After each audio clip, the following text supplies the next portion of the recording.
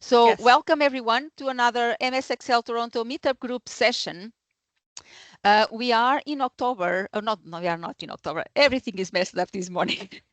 We are in March, and well, life happens. And Shandip, who was our guest today, travels a lot, and because of that he got mixed up with time zones, and I totally get it, because just recently when presenting to the Global Excel Summit, I dealt with that, and it can be very, very confusing when you are out of your time zone and dealing with people in other time zones, and it's just crazy. Anyways, so Shandip just came in, said hi, because he's out of away from his office and could not get in time to his office to present. He doesn't have his laptop with him. We just ran a draw for 2 copies of his book to 2 lucky attendees today. And so I will fill in for today's session. I will present an introduction to Power Query. To those of you who are not familiar with Power Query, it might be a useful topic just to start to get an understanding of what Power Query is and what it does. And so that's it. Let's see.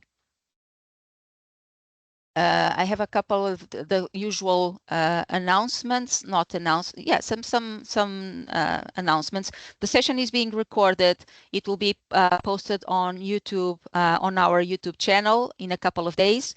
And so if you be mindful of that, because if you stay with us, you are consenting that your participation might be part of the session and of the recording.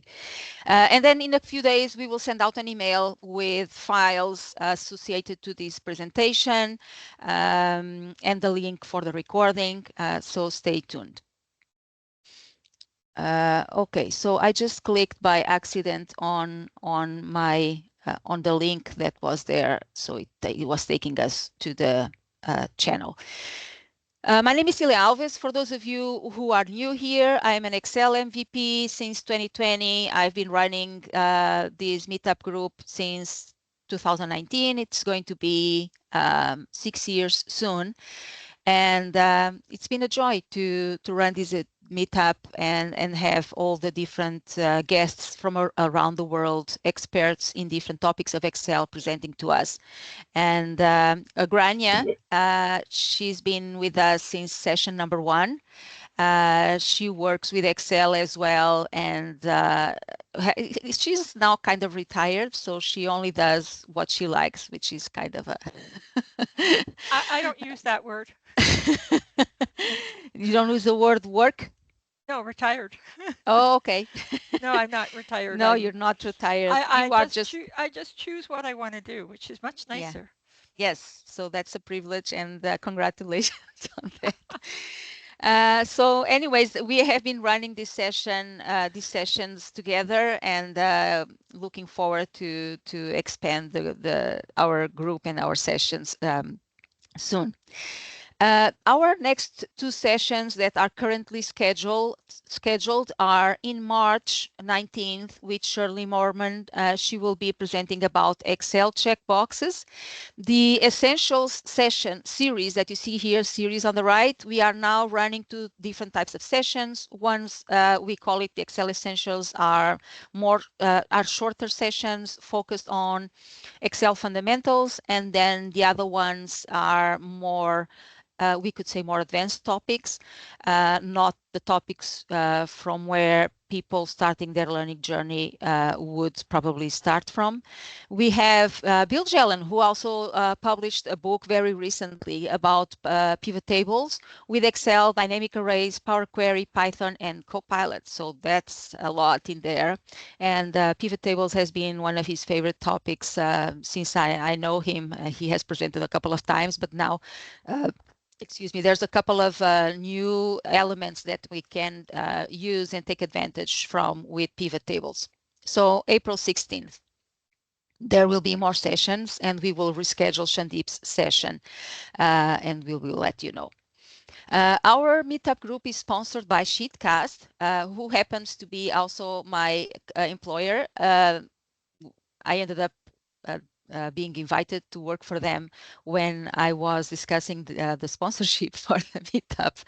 And Sheetcast is an add-in for Excel that allows us to create web applications out of Excel. So the way it works is we prepare the data structures and the Excel formulas, calculations, all that in Excel, the same way we have always done. Well, not exactly the same way. Sometimes we need to do a couple of adjustments. The same way we do adjustments in our mindset to work with Power Query, to work with dynamic arrays. There's a couple of things that we need to think differently. Same thing will happen with Sheetcast, but overall, you use the skills that you already have in Excel. And then Sheetcast allows you to create web pages that run online using your Excel file. And that has a couple of advantages. One of them is that your file can be shared online with who you decide you want to share the file, without you having to send the file or give people access to the file, because people will not be accessing your file. People will be accessing the web pages that run using your file as in the background. And other advantages, I will see when I have the opportunity to present about them, because it's a very interesting tool. Okay, Women in Excel, it's a LinkedIn group in Excel for women, as the name says, where women can get together, learn from each other. I heard that there was a very good session yesterday by Alejandra Orvat. She will be presenting here soon as well. And it's okay if I move on, Grania, since we are running late. And that's it. So there's a number of learning resources, newsletter, books, YouTube channels, and whatnot that you can take advantage. I will send these slides over to you when I send the email after the session. And we have done Shandip's book draw already. And Shandip will be joining us the next time. So let me stop sharing here while I'll pull up my files. And if you want to stay for an introductory, very basic explanation of what Power Query is, and hopefully, so I'll probably go only through one example. Yeah. Because we are getting late. Yeah, we'll see. Will I mute everybody because it keeps getting background noise from somewhere? Yeah, thank you. Okay. Let me just close the other presentation so it does not have. Okay, I think I just muted you by accident too, Celia. Okay, thank you. I was talking. Yes, okay. So let me share my screen. No, sorry. Materials. Just trying to figure out if I have all my files here in the proper place. I think so. Well, it was lovely that Shandip could visit us from the mall. Okay, can you see my screen now again? Yes. Yeah, okay. The Sheetcast one? Yep. Yeah, so this was my introduction slide. Oh, it's in Portuguese. The last session I just presented we have a few was Portuguese people in the audience, so yes, they'll be able to enjoy them. I recently been, presented to the audience of Susana Pinto. She was the award winner of the Rising Star at the Global Excel Summit. And she was running a week of live sessions, and she invited me to present there. But anyways, you don't have to know, you already know me, hopefully, but so let's skip that. And the title is Stop Wasting Time with Copying and Pasting in Excel.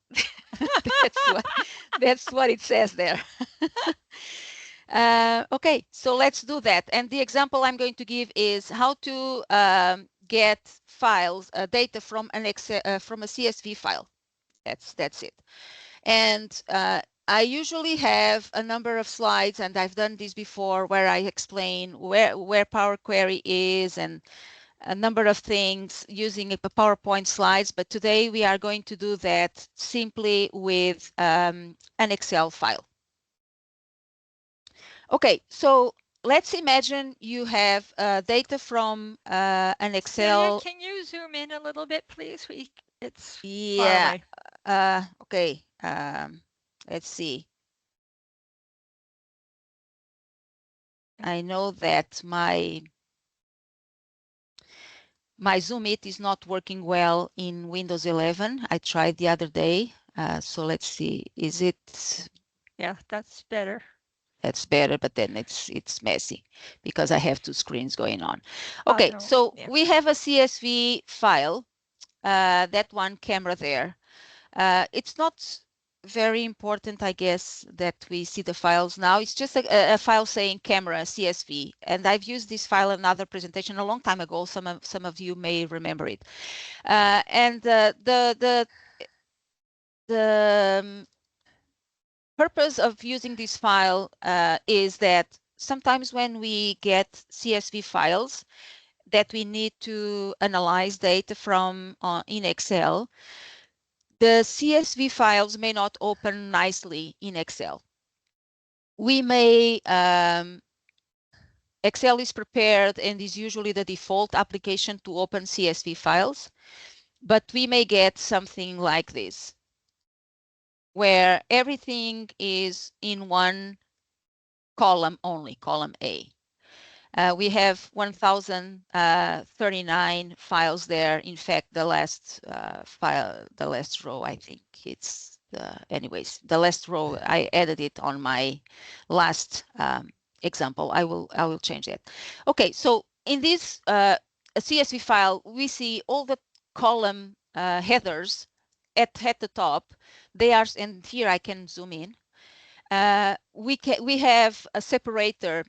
CSV stands for comma separated values. So comma is one of the delimiters that is more probably most common in CSV files, but sometimes depending on and how the file was created, depending on how the file was created and where, we could have a semicolon, for example, as we have here as the delimiter instead of comma. For example, in Europe, we have the comma. We use comma for decimal separator, so you cannot have another comma indicating where the next field is, separating fields. So that's one of the cases. But in this case, we do have the decimal point, uh, a dot as the decimal separator. So I'm not sure why the file has semicolon. Anyways, so this is not pleasant when we open a file like that and we need to extract the data from there. Dealing with this in Excel, if you do not know Power Query, can become very cumbersome. Well, not too difficult. You could go and use data, and then you could use text to columns. So that could be one of your options. And from there, there's a wizard that you can follow, and we could say, I haven't done this before with this file, but let's see what it does. Delimited, and then next, and we can say separate by where it's at semicolon, next, and then we could go through the different columns and say what the number type is, but data type is. It did not work. I think because I was just selecting this row. I should have selected the entire, all the rows. But you see that for this row that we did, it's separated by columns nicely. If I had done that with the entire column selected, I would have gotten my data nicely separated. So that's one way of doing it. The thing is, it's not dynamic. And so if the next time you have another file to deal with, maybe it's a file that you export out of your accounting program or something like that, and you need to deal it every week or every month or something like that, you will have to do the same thing over and over and over. And maybe then you would have other formulas and other things to build in your file. So Power Query is a tool that allows us to deal with these in a more dynamic way. Probably if you only need it once, just use the wizard that I did now, data to columns, because that's probably faster than using Power Query. If you have to deal with a file with new data multiple times, then Power Query becomes more advantageous. Okay, so let's do that. I'm going to create a new Excel file here.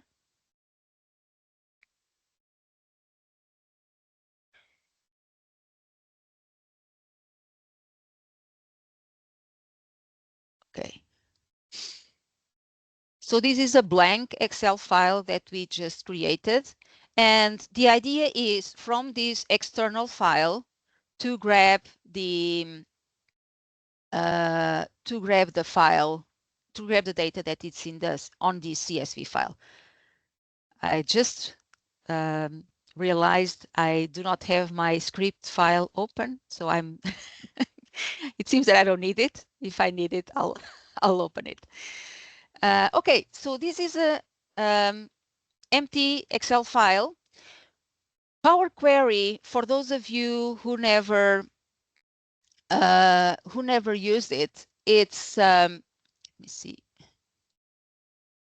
It's not easy to find, because if you start looking for Power Query in the ribbon, you will not find anything saying Power Query. If you come to the Data tab, there's this group of buttons here called Get and Transform Data, and these are the buttons for Power Query, along with these other ones here, Queries and Connections. They also support the Power Query experience. So apparently Microsoft started by naming Power Query, and then someone may have complained about, oh, it's always PowerPoint, Power Pivot, Power this, Power that. So they went and changed the name to Get and Transform Data, but then people never use it. So they went back to Power Query, but they never changed the name, the designation here on the ribbon. Okay, so if you come here, you have this button that says Get Data. And from here, you can see that there are a lot of options that we can use. We can get data from a file. And then when you select from file, you have the options from an Excel file, from a text or CSV file, from XLM, JSON, PDF, from a folder. We can combine data from entire folder, which is great when you think of situations where you need to accumulate data week after week or month after month, year after year, where you have the same report, the same kind of data coming in. You can simply add the files to a folder and then use Power Query to combine them. And then you can also bring data from different types of databases, from Access, from SQL, and all types of other databases that we have here. We can bring data from Azure. We can bring data from the Power Platform, including from Power BI, and other services, and including from the web as well. If there's a website, a web page from where you need to bring in data regularly, this could be, Power Query could be an option for that as well. Okay, and then we have a couple of buttons here that are kind of repeating the same options we have there, just to have the option more handy for the most data sources, the most used data sources. Okay, so in this case, we want to grab data from text CSV, in this case from a CSV. And I'm going just to copy my path from there and get data from, okay, from file from text CSV, or just click this button here. CSV files have a couple of advantages when using Power Query. So if you are exporting from a platform, from a software, and you need to, you have the option of exporting the data as CSV or Excel. Most people will probably prefer to export as Excel, but if the purpose is to use the file in Power Query just to produce the report and set the report aside on a certain location to then import the data into Excel with Power Query, then in most cases CSV will be a better option because, well, for one, it's just a one layer type of file. In Excel, we have multiple layers. We have different sheets. We can have, even if you create a file that is one sheet only, the Excel file is a more complex object than a CSV file. The CSV file is just a plain layer with data, and that makes it easier for Power Query to import. The same data type in CSV and in Excel the file may be bigger when recorded as CSV in terms of memory, but then when importing with Power Query, it will be faster than importing from Excel. So just a tip there. Plus, when you export from a platform in Excel format versus CSV format, the Excel format files that accounting programs and other programs generate can tend to be a lot more messy, a lot messier than the CSV files. CSV files come just columns and rows. Well, not really, but a lot of times this happens that the CSV file comes a lot more cleaner than the Excel file that comes with a bunch of empty columns and usually will get us into more trouble to clean with Power Query. Okay, so we are in Excel. We have an empty book. We say, get me the data from this CSV file. I go to the path where I have the folder where I have, and I select the file. When we do this, Power Query opens. So this is we will see now Power Query Editor. This is part of Excel, and I'm sorry that I cannot make it a lot bigger. I can try to do that. Just momentarily here to show you what we have here. So in this case, because we are importing from a CSV file, we have a preview of what the file looks like. And we have a couple of settings here that Power Query determines them automatically based on what it sees on the file. So there are different formats, different settings for the CSV files. Usually you don't have to worry about it. Just go with what Power Query gives you in here. But then if you realize that, oh, I'm getting a number of characters that are very weird and I don't see them on the data, but now they are coming and I don't know where they are coming from. Or if you see that something is not translating well into Power Query, then you can come back and go through these settings and find something that you seem might be more suitable for your data. In this case, for example, we see that Power Query already said, oh, I see that the delimiter is a semicolon. Okay, so let's do that. We do transform data. By doing transform data, we are now taken to the Power Query editor. And in here, we see that our data was already nicely separated into different columns. So kind of the same thing as data to columns, the data to columns feature that we were seeing before. We also see, so here on the right, we see the steps that we took. We only connected to the source, but then Power Query went ahead and added 2 more steps. Here we have the source where I see that I have the path to my file here hard-coded. And then promoted headers and change type are the 2 steps that Power Query did automatically. The first one is, okay, I see that you have all this data, and it seems that the first row are the names for the columns.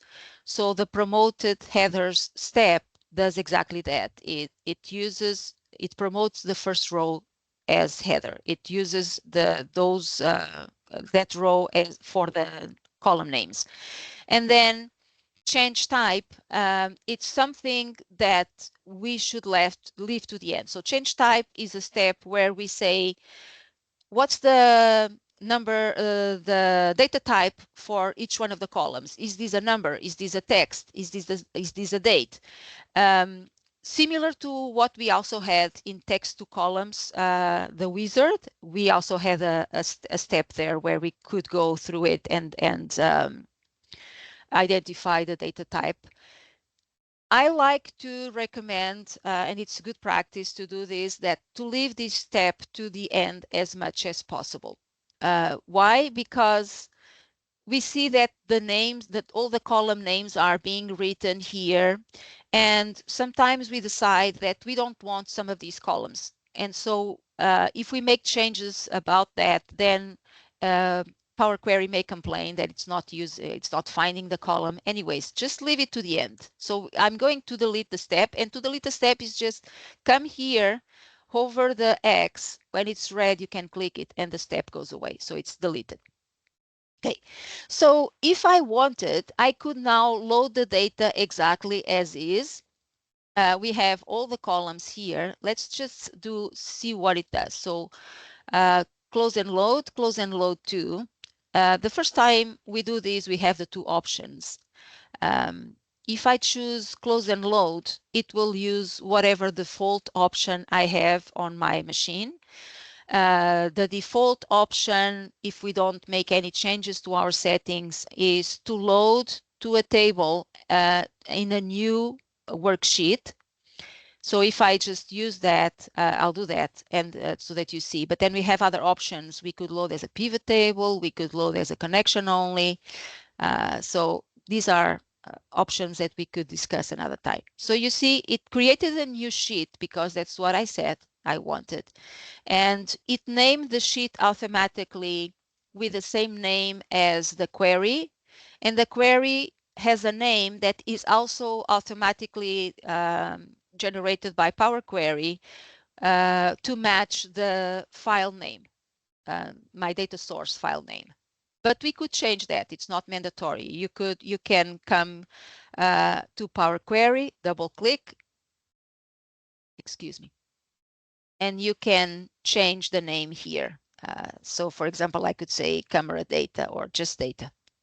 Let's say I wanted this query to be called data. So we can change the name there, close and load.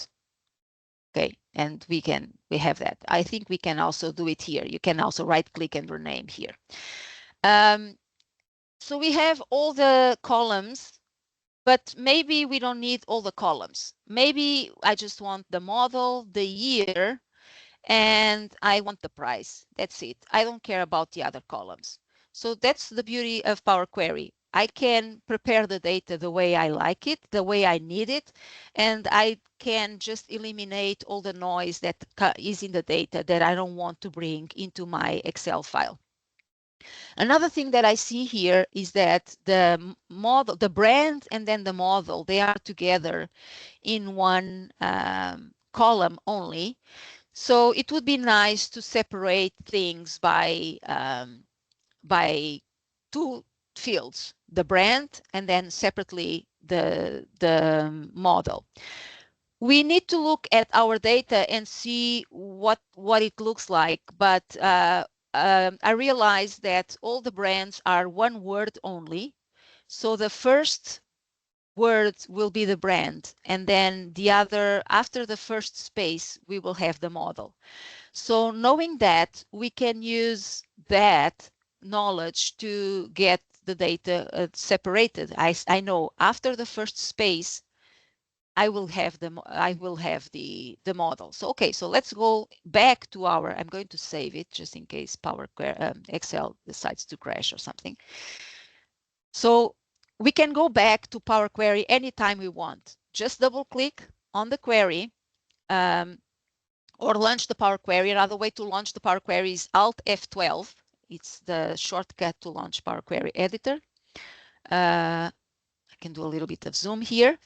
So let's do that. I say, well, I don't want all the columns. I just want the model, and then I want the release date, and then I want the other one that's far on the end. So I could go and select these three and then right click and say remove other columns. Another way of doing it could be just select the ones that you do not want and delete them.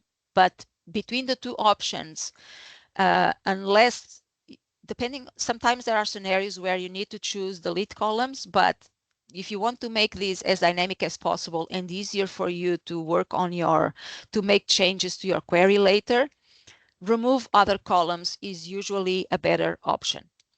So I'm going to do that. This one, right click and remove other columns. And oh, I forgot about the other one. So that's not a problem. And I made it on purpose just to show you that there is, if you choose remove other columns, you have this gear here, gear wheel that you can click, and it shows you let's do a little bit of zoom. It shows you the list of all the columns that you have. So instead of scrolling back and forward to find the columns that you want, you can simply choose one or two and then come here and select all the other ones that you still want to keep. See, okay? So now I have the three columns that I wanted. If I had chosen delete columns, I would not get, instead of remove columns, instead of remove other columns, I would not get this icon here, and it would be not as easy. We would have to either redo the step or we have to amend the code on the formula bar. By the way, there's a formula bar here at the top that is writing M code corresponding to the steps that we are performing. When you are starting with Power Query, you don't need to worry about the M code at all. Just focus on all your tabs and on your ribbon, learning what the options are in your ribbon. And then later you can start paying attention to the M code and learning how to manage it. Okay, so we have the three columns. Now I want to separate the model from the brand. So I can select the column and go split column by delimiter. And what's the delimiter? It's a space. That's correct. And we could choose other options from here, comma and other options. And you can also choose custom and say and type in whatever the delimiter is in your case. And then by default, it says separate each occurrence of the delimiter, separate by each occurrence. Let's do separate by the leftmost delimiter. I don't want to separate every time there's a space. I want to separate only in the first space, which is the leftmost occurrence of the delimiter. So we choose leftmost delimiter and click OK. So now we have two columns. Before, if you want to go back and see how it was to compare to how it is, so you can simply use the steps. Go up. We have it created two steps. We have the change type step again that I'm going to remove. In fact, we would need the step now, but I'm going to remove it on purpose, and then we will come back to it. So if before we had a column named model, and when we split the column, it created two columns named model 1 and model 2 automatically. We can rename those columns. If you are familiar to the M code, you could come here and just change the names of the new columns here.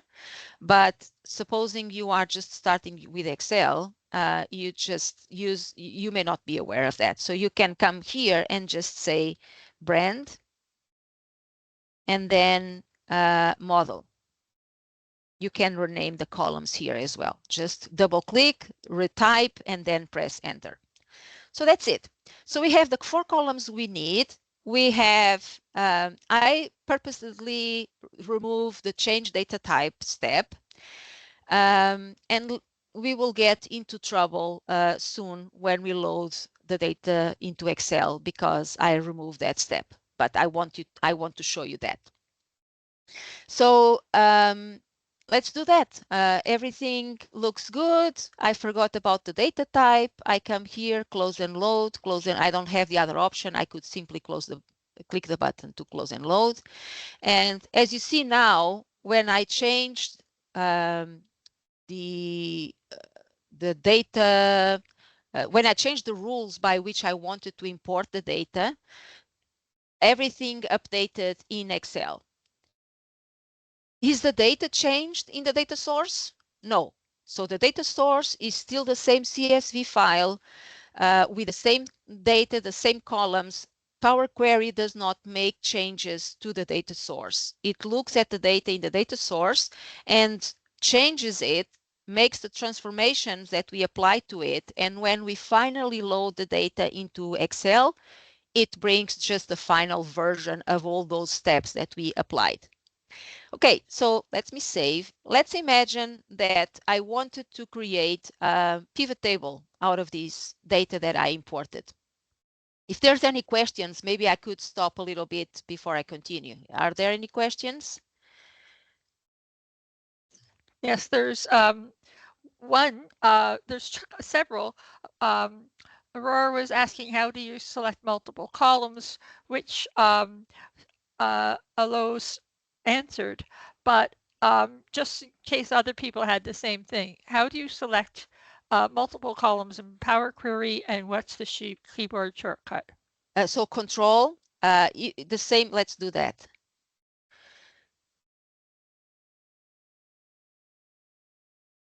So if you want to select everything, you can click somewhere and do Control A. So it will select all the columns. If you want to select several columns in a row, select the first one, hold down Shift, and then click the last one. It will select all the columns in between the first one and the last one that you clicked. If you want to select non-consecutive columns, then you can use the control key, the same, similar as we do in Excel. So control and then click here, click there. You can select multiple columns like that. Okay, and then so in Power Query, she's also asking, in Power Query, any change you make, any button you press, it creates a new step that we can see in the applied steps correction section. Is that correct? Yes, so it's similar to using the macro recorder in VBA. Every time we click somewhere and we perform a transformation to our data, it records the step that the transformation that we did. The M language the coding language in Excel, in Power Query, it's called M. And you can see it in 2 places. One is in the formula bar. If you cannot see the formula bar for some reason, you can come to the View tab and click here, formula bar. So if you do this, the formula bar disappears, and there it is again. And you can also go to View and Advanced Editor. And this is where people like Shandip live, playing with the M code. Um, the M code goes like this. Well, the general structure, it can go a lot more complicated than this, but the basic structure of a query starts with let, ends with in, and then one one step name at the end. Each row is one step. It has the step name here before the equal sign, and that's what generally, there's a couple of exceptions, but overall, the names that we see here are the names that we see there. You see source, source, and then maybe it's too small, right? But let's see if I can make it a little bit bigger. And let's see if I can make everything being the same. Yeah, so there we go. The step here, it says source. Okay, source here. Then the second step is promoted headers. And then we have promoted headers here before the equal on the next row. Each one of the steps has a comma at the end. You see here, always a comma at the end, except the last step does not have a comma. So when you are amending the codes manually, you need to know that because sometimes you forgot about putting the comma, taking out the comma, and then it complains about it. And usually the last step that we have here is the step that we repeat after in. Then the step names that have spaces, they have to come in between double quotes and with a hashed sign before the name, which is kind of annoying seeing all these when you are working with Power Query. It makes your code a little bit difficult to read. If you want, you can just rename here, promoted headers, rename, and then if I take the space out, enter, when I now go back to, let me just take the zoom out. When I go back to view and advanced editor, and then Control Shift plus, we see now, you see now this name here, the second step does not require the double quotes and the hashtag because it does not have a space character. So sometimes we can do that just to use this type of naming format, name formatting or naming rule for your steps just to make your code easier to read. So this is where the M code lives. And when you start to get acquainted with uh, um, how Power Query works, and at some point you start using it more and more and more, at some point you may realize, oh, there's not a button for what I need in my Power Query, and now I need more. And that's when you are going to look for other options with the codes, and you can come here and make change things here and use other functions. But I'll talk about that if I have time later. Okay, any other questions? Oh, yes. It's quite, so I've got Casper. Wait a minute, I've got to find it back in the thing. Casper asks, at what stage should does one change the type of the price from text to number? Yeah. So in my example, I pretended that I forgot about that. And so we haven't done that yet. And I will show you why we need to do that, why it's important not to forget about that step. But he's Uh, also asking, like, why did you leave it to the end as yeah, sort of yeah. the, yeah. The reason is because when you start to use, well, at the beginning, if I go back to work I've done 5 years ago, I will find the change type step all over the place. Every time I did a transformation that Power Query put that step in automatically, I didn't care, and I was not aware, and I just left it there. The thing is that when we do the change type, it hard codes the column names in it. It says column model needs to be this change, this type, data type. Excuse me. Column release date needs to be this other data type. And when we have column names hard coded in your M code, Power Query will be looking for those columns. Every time we rerun the query, it will look for those columns. But if you end up going back and change your mind and decide that, oh, no, I don't need this column, I better probably just do that. Let me do, instead of talking, let me show what I mean. It's easier like that. Okay, so we have all these columns. I can do Control A, and I can come here and do where is it? Home Transform. transform. Yeah, transform. And then there's the text data type here. You can use that, or you can go and I'll show you in a bit. You can go one by one and select the data type for it. but then maybe you change your mind and you went up and said, no, I don't want the release data. So I'm going to select a release date column. I want to select and delete. Do you want to delete and insert this step? Yes. Okay. So now when we go back down, we get an error because it's looking for, in the code, it says that the release date column needs to be this data type, which is a whole number, but the error is telling me the release date column was not found. And so to avoid, this is one of the reasons why we should avoid that. Then when we start to learn about query folding, the query folding concept, and if you deal with data coming out of SQL, you will realize that the change type step breaks query folding. I'm not going to explain what that is today, and that's another reason why you should leave that step to the end of your query as much as possible, because then it will help making your queries refresh quicker. So I'm going to delete this step for now again. Okay. So we have more questions when you're ready. Oh, another thing. You see that removed other columns. There's a step here, remove other columns. I get the gear wheel here. Removed columns. Here, instead of removed other columns, I said remove columns. I chose the ones I wanted to keep, delete. Above, I choose the ones I want to keep. Here, I choose the columns I want to delete. When I do that, I do not get the gear wheel.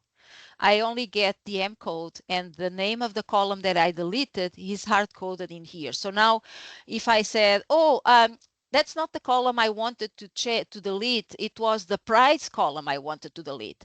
So to make the change, I either have to remove the step and redo it, or I need to come here and feel comfortable to change the M code, and when I do enter, now it replaces the column that was deleted. I do not get the gear wheel here with all the column names to select which ones I want.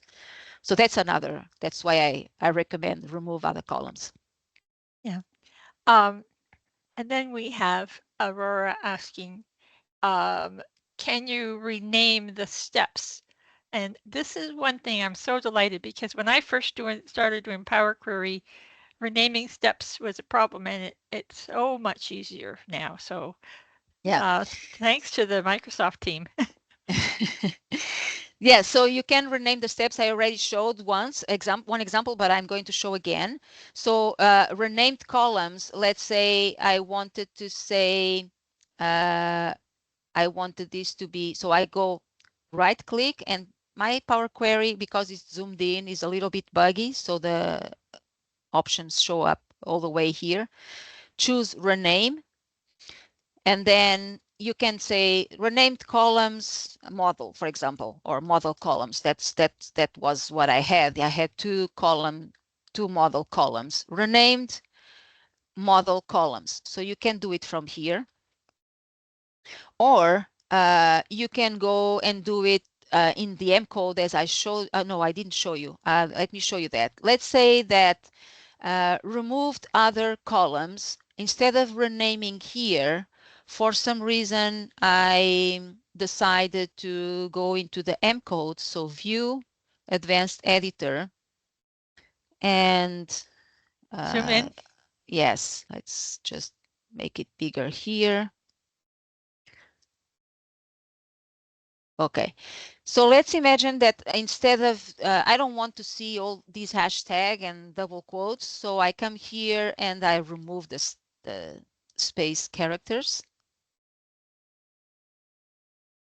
Okay, if I do it here, I need to remember that by default, if we usually when we are building a query, the way the M code goes is, let me copy here, is there's a step equal, there's the M code for that step. This M function does a number of things, it does not matter. And then the next step has another function, and it says apply this to the previous step. So for example, here we start with source, and then the promoted headers does this transformation apply to the step before source. This is the name of the previous step. Okay. Then the third step does this, removed other columns. It's a new step to remove other columns. Does this transformation, it does not matter what it is for now, and the transformation is applied to the previous step. So we see the name of the previous step is coded here. So following that logic, if we now changed the name of this step,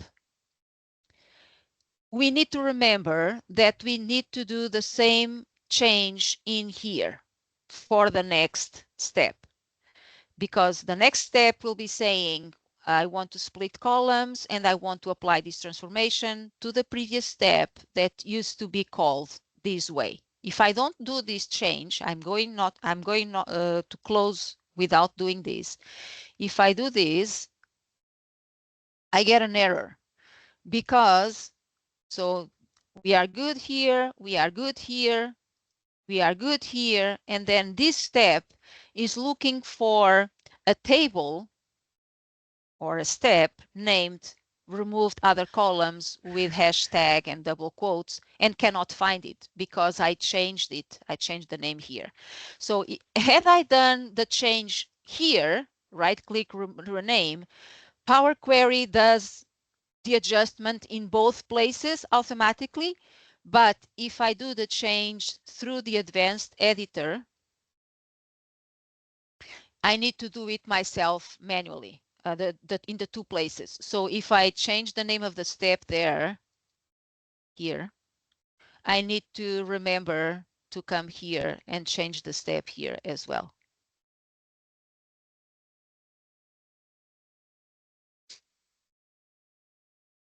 Okay. And the nice part about all this for the beginners is that you never need to go into the advanced editor if you don't want to.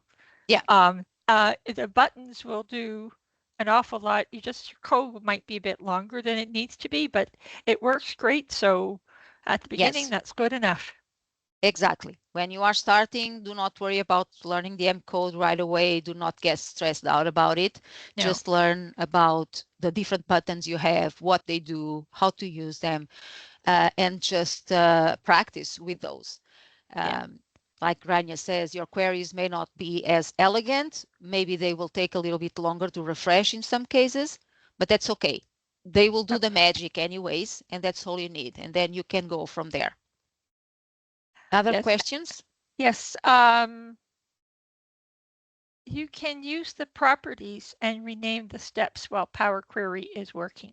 I'm not quite sure what that is getting at. I've lost track, but I think it's the little right mouse click properties thing. Here, right And click properties. yeah, there. Yes, so you Yes. can also rename here. Yeah. And another thing is you can have a description here. So, and that may be useful for you to remember to document your work. So you can say there were two, let's say, two model columns were generated, and I rename them to brand and model. Well, this would not need an explanation, but in steps where you decide to make like awkward things just because it's what it works for your scenario at that point, it's important that you document your steps for when you come back to it later. You remember, why did I do this? So if you do this, if you write something in the description, now you have this little icon here in the step, and you can see the explanation of that step that you just typed in. Okay. And we have one last one, and then I'm going to say that's it for the moment, or we'll never get back to this. What Yeah. you actually are trying to do, and that is Aurora says, so anything I change in Power Query now is not saved in Excel until I hit the close and load. Is that true? Yes. So until you hit close and load, it will not reflect in Excel. If I come here and close, it says, do you want to keep your changes? If I say keep, it will be the same as close and loading, closing and loading. If I say discard, it will not keep them. So whatever I did since the last time I opened Power Query, it will go away. And sometimes this is something you need to do because there's no undo in Power Query. When you make something, let's say you had a query was working fine, and then you had an idea to make some changes, you came in and it didn't work so well, or you lost track of your work or whatnot. If you want to go back to what it was before you made those changes, there's no undo button. So the way to do that is just close and discard. Okay, so I'm going to say close and keep. Good questions. Like you say, I think you were saying before at the beginning, I think even before we opened the meeting room, we forget about the questions that we have when we are starting our learning journey. So Yeah. thank you for all those questions. Okay, Yes. so going back, I was saying, imagine that now I want to create a pivot table out of this data. As you see, everything is aligned to the left, including the numbers, and that's an indicator that probably everything is being interpreted as text. And that is because I did not assign a data type at the end, and because my data comes from a text file. So everything until now is still text for Excel. Okay, I'm all happy. I forgot about that. I'm going to create my pivot table. There's not much we can do with this data, not a lot of fancy stuff, but let's say I go insert a pivot table. I'm going to insert it in the existing sheet. Let's put it here. And let's say for each brand, uh, let's do it's that maybe the release date for each year. Let's do what was the highest price. So I can go price and put it there. By default, it's already an alarm for us, a flag for us. Why is it giving me count when usually we would expect that the default operation, aggregation operation would be sum? If we have numbers, if we are paying attention, we would know that.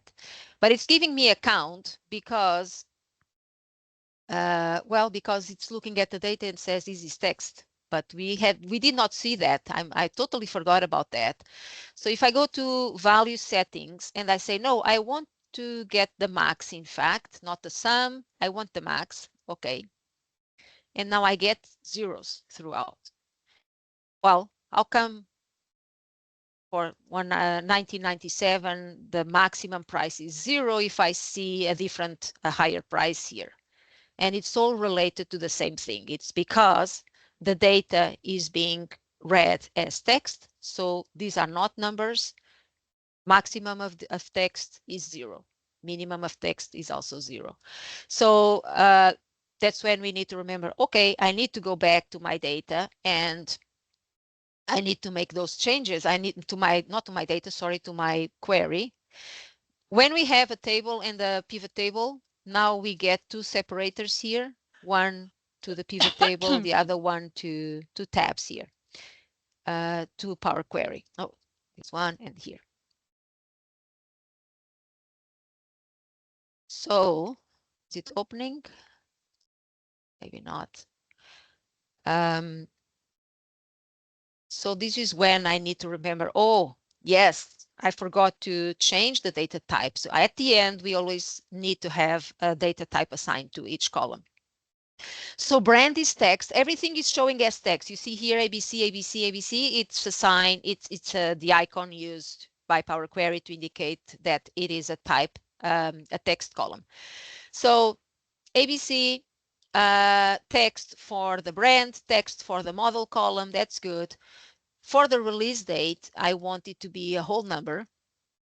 For the price, it could be a whole number because there's no cents in these prices, but to account for the fact that maybe the next time we get new data and maybe there is a decimal number there, we can choose either decimal number or the currency. Decimal number will keep all the decimal places you have, I believe up to 15 significant decimal places, if I'm not mistaken. Currency, which in Power BI, it's not called currency, it's fixed data type, fixed decimal, something like that. Those of you who use Power BI can tell me. But it's the same thing. It rounds, what it does is it rounds your number, all the numbers in that column to 4 decimal places. So if you do not need um, more detail than the 4 decimal places, you can use that data type. So I'm going to use that one. And let's close and load. Okay. It's refreshing. Every time we close and load, or we can do refresh, it will update our data. Now, we see that the numbers now are aligned to the right, so they are now converted to number values, not text, which is good, it's what you wanted, but the pivot table did not update. Why did the pivot table not update?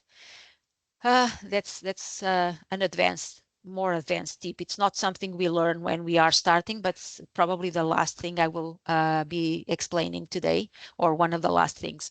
So what it's doing, it's the pivot table is updating.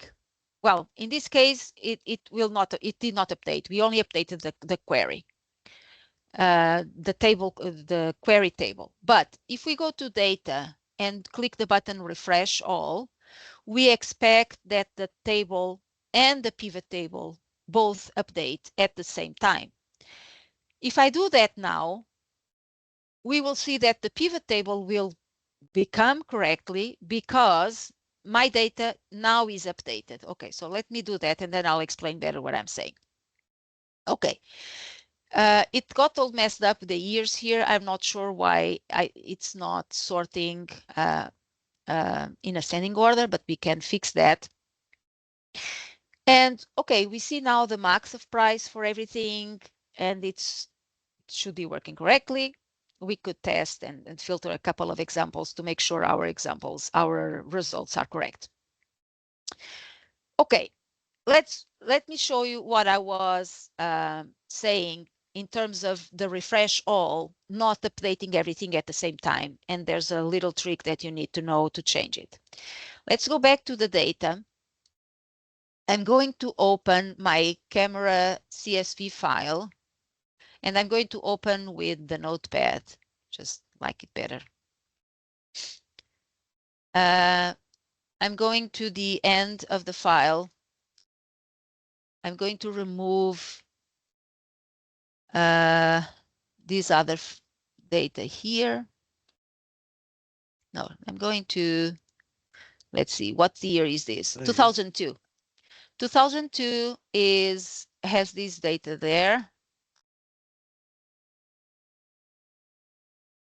Control V. What did I do? Did not copy. Sorry, let me select again. Should use my shortcuts more. Okay, Control V. So I have 2002, and it's a Toshiba machine. I'm going to put 129,000 as the price, which is the last column. And I'm also going to change something here on my first row. I'm going to change the name of the brand to something just very awkward that we can spot, just to test our data. So now file, save, and close.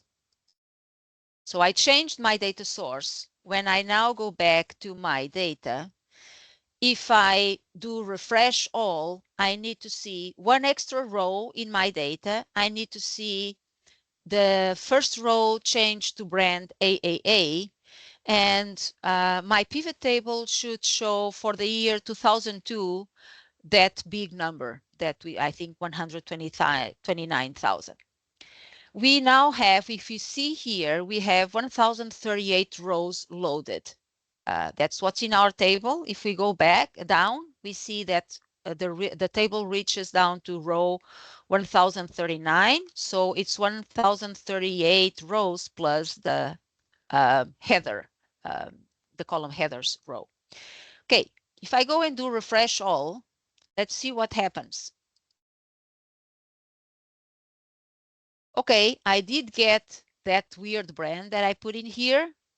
I did get one extra row, 1039 rows. Maybe you don't see it, it's very small there, but you can, if we navigate down, you can see now it go down to row 1040. But the table, the pivot table did not update.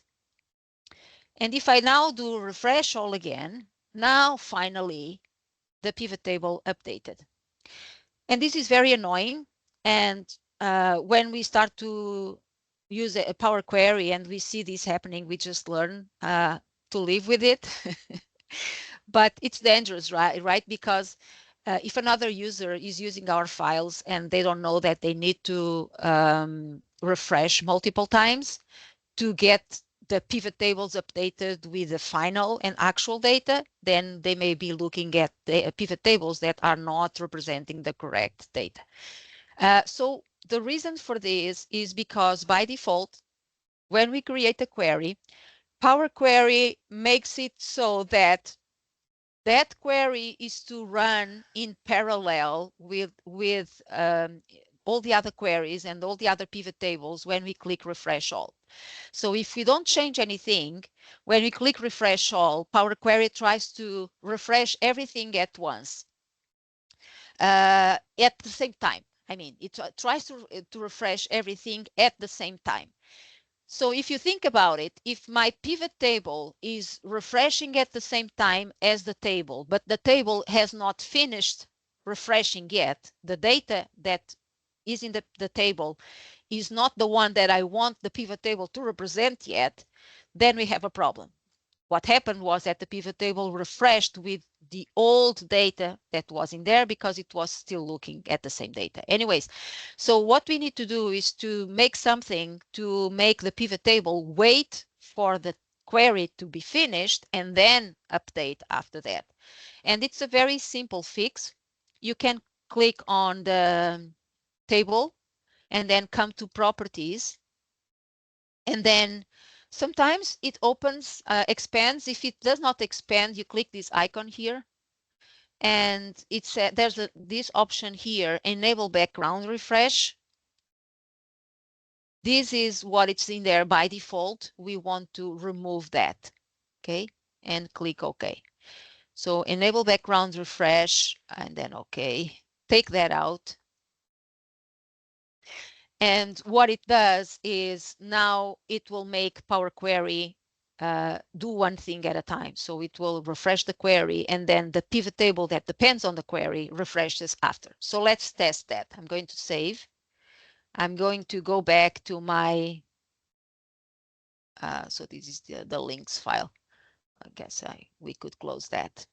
I'm going to go back to the CSV file, open with Notepad. And I'm going to put this back to ACFA.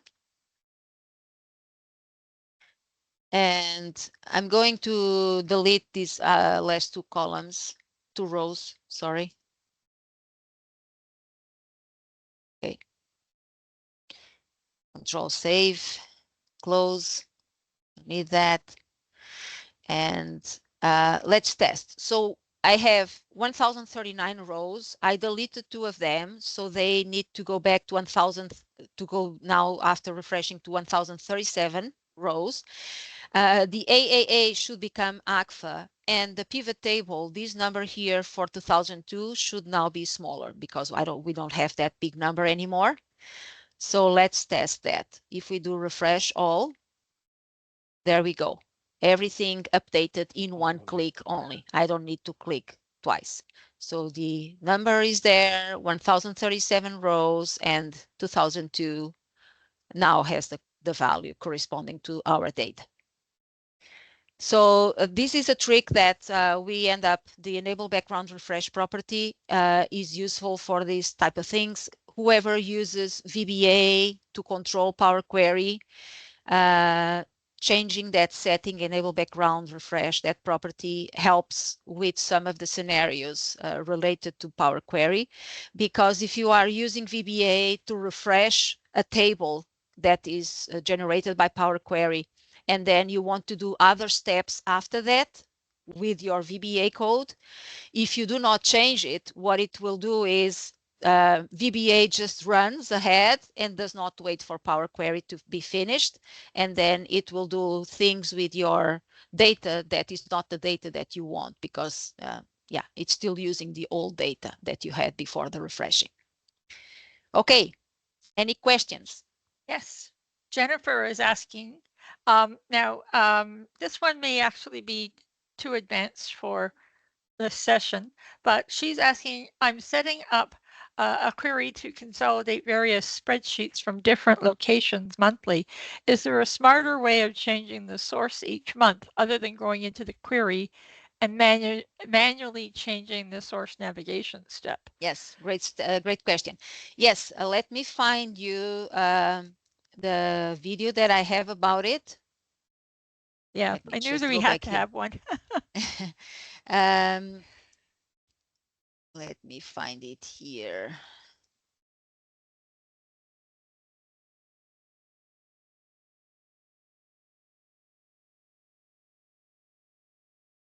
So yes, and I will probably show who's the name of the person?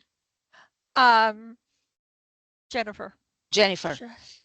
Yeah, Jennifer Graham. So No, I have Gamham. Get Jennifer Gamham. Sorry. so I have a video here how to make the Garnham, but we get lots of yeah. versions. Yeah. Ganham, yeah, Jennifer. So I have a video here. It's a little bit of a long video because it was recorded live, and so I go very carefully and slowly through all the steps. You can always play it at a higher speed, but it explains my technique to solve that. What Jennifer is saying is imagine the next month I have another file, and how can I get my data imported into this Excel file that I have without having to redo the query and without having to change the source? So there's a couple of ways. So in the source step, we have the path where the file is located, and then at the end there's the name of and the extension of the file. Maybe next month is camera 2, so you could come here, change the name of the file there, press enter, and then refresh. It will import the data from the second file. The other option, if you could be set the previous file aside to an archive folder and put the new data file with the same name in the same place where this file was. That was another way of doing it. If you want to get it more sophisticated, and you should want to do that because doing these steps is very annoying, then what we do is we take advantage of the cell function in Excel, and this works well for files on a server or local machine.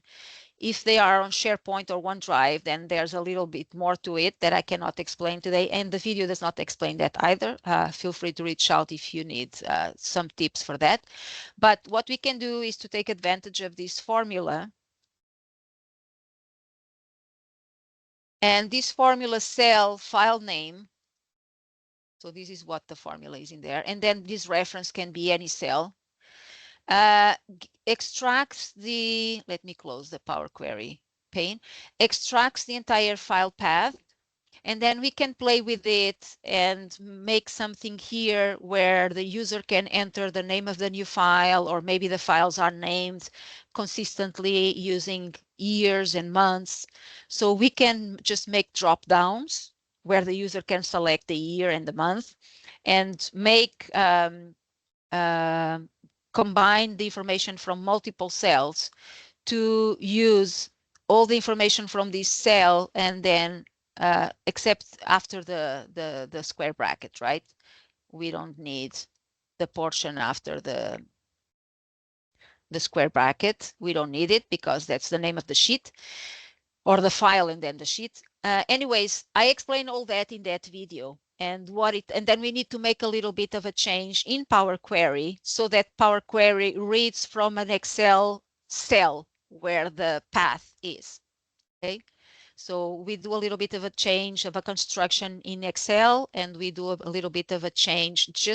We just need to add one extra row before the source step to tell Power Query, go to that cell, find the path, and then when it is source, we say the path is in the previous step. So that's it.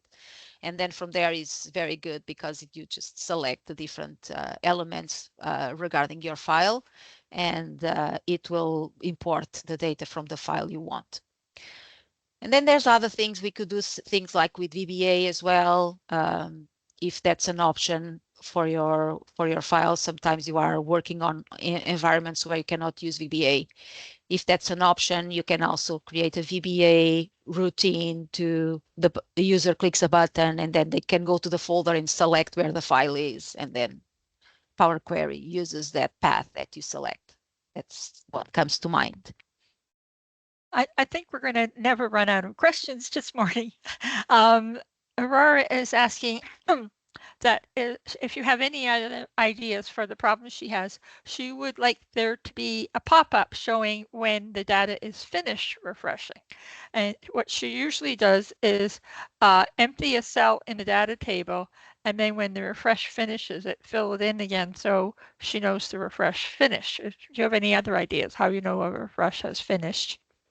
Yeah, probably just with VBA. Well, the one thing is that when we have long, big data sets and we click the refresh button, we see something. This one is so quick that we will not see it, but it will appear something here at the bottom saying getting data, background. You see something happened here, but we cannot see it because our data is so simple. I would probably use VBA, and it can become very tricky. Some scenarios that enable background property does not work very well. Then I have a blog post about how to make Power Query wait for VBA that has uh, several solutions to deal with that. And depending on the scenario, ones may work better than others. I can also put that on the chat. But yes, the other one, so you could, or you can, instead of that, you can use VBA to say, delete the cell. There's a button that says delete the cell, the one that you know that will be populated when, or delete the table, clear the table, then refresh all or refresh the query you want to refresh, and that's it. So and so the user would have to use that VBA button, that button with the macro, instead of using the refresh all. If you tell them click this button and the button does that for you, that is clear the table and then refreshing, and then when the table is finally there, then we know that has been has been updated. How to make VBA wait for Power Query. I'm going to put that there. Okay, so and then Louis is saying good morning to you specifically. Oh, shoot. Good A morning. pop-up just happened in front of my question.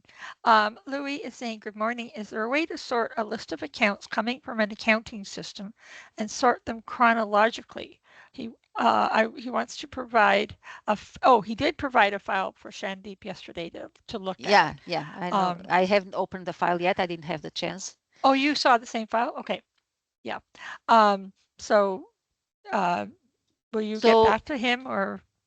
I'll probably get, so, but can you just repeat again if I have something now? Um, Otherwise, I'll come back to is later. there a way is there a way to sort a list of accounts coming from an accounting system and sort them chronologically? So by accounts, I don't know if he means files or if he means account numbers in that are in a column in the file. Well, I'm guessing that Luis, he's been using trying the sort feature in Excel in Power Query. So what happens is that sometimes the sorting does not load well. So we sort in Power Query, but then when we finally load into Excel, it does not really sort. It just does something else. I'm not sure if that's what he means. So one of the things we can try to make our data come sorted. So let's do this queries and connections, and then here.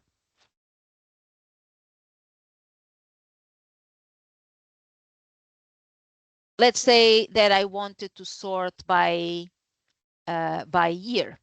So I can do sort ascending and then close and load it, of course, or we should expect this to come sorted by year. But I've seen scenarios, and it's a known issue that sorting does not always work well.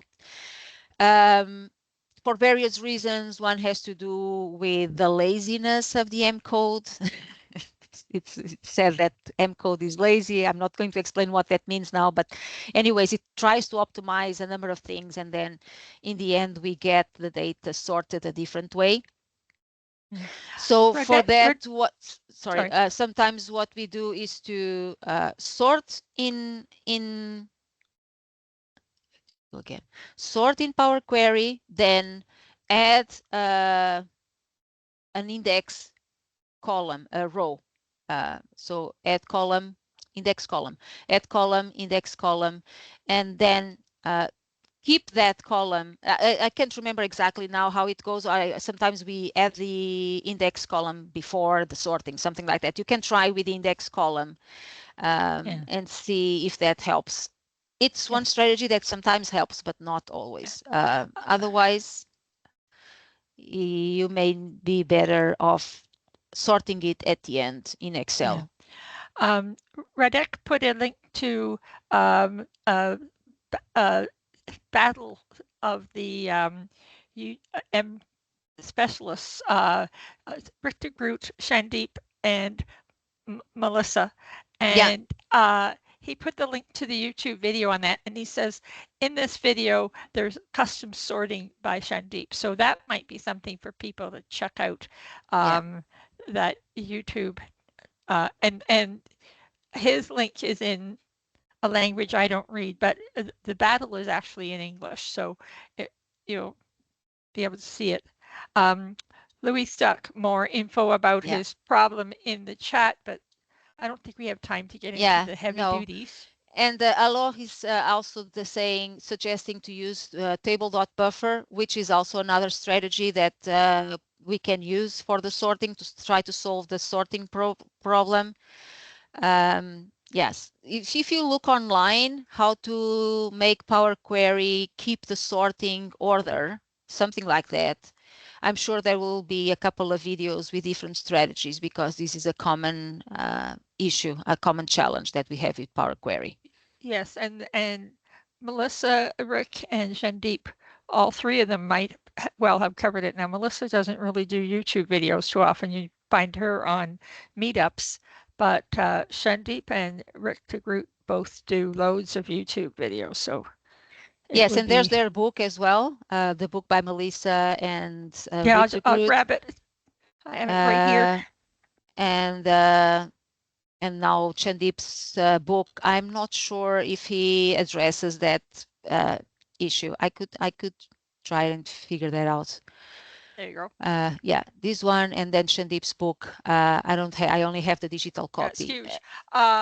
Definitive Guide to Power Query M by Richard Groot, Melissa Court, and Gregory Deckler. So it's a marvelous book, but if you look for not meant for sorting there, beginners.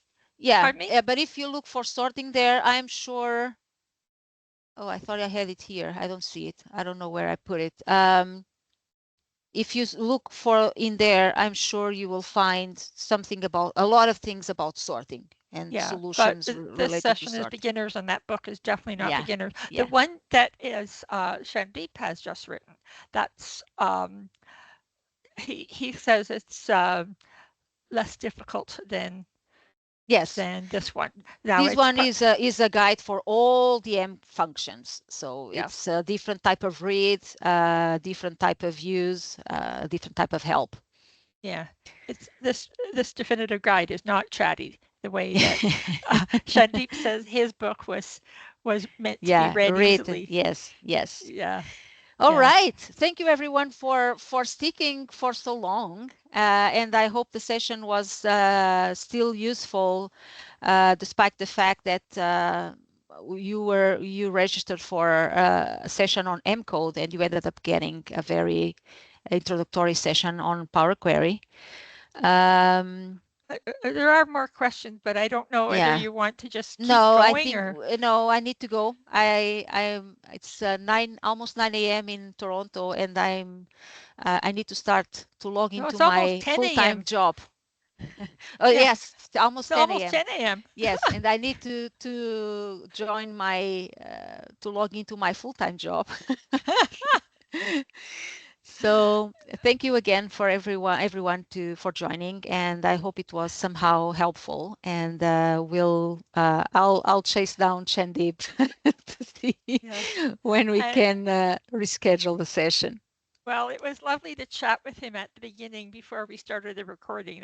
That was very off the cuff, but lovely. Yes. Yeah. Thank you so much, everyone. Have a good day, and feel free to join us for the checkboxes session. I bet you'll get some surprises there. It's a shorter session, just 30 minutes presentation, and then with all the chat and everything else, it will not go over 1 hour. So it will be a shorter one. And for anybody that's still interested, for women, we have that Women in Excel group. I'll pop the link back in the chat in a moment. But we had a wonderful meeting last night, also on Power Query, also on Intro Power Query, and Alejandra Horvath presented it. And it's much more casual setting than our meetups can be with so many people in them. They tend to be more cozy. More cozy. They're very cozy. Lots of laughs, lots of just chatting around. So please, women, you're more than welcome to join and check us out. And we have these monthly meetings that are a lot of fun. Okay, lovely. Thank you, everyone. Have a good day or a good night, and thank you for joining us, and we'll see you soon. Okay. See you, everybody. Thank you. Bye-bye. Here, I'm just popping it in now in case anybody still wants it. There you go. Okay. Bye, all. Bye-bye.